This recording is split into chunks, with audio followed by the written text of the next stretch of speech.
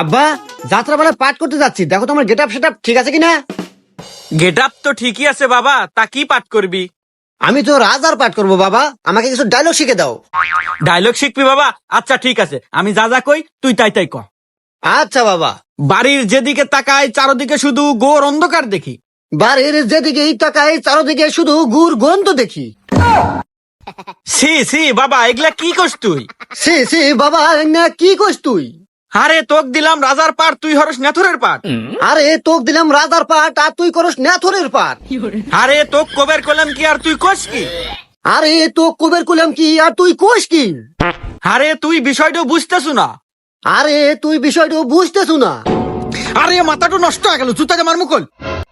আরে মাথা তো গেল নষ্ট হয়ে, আর জুতা দে মারমু কই? কি তুই বাপেক জুতা জামার বেচাস? দাঁড়া, মন্দির আগে আজকে যাত্রা পালা ছুটাই।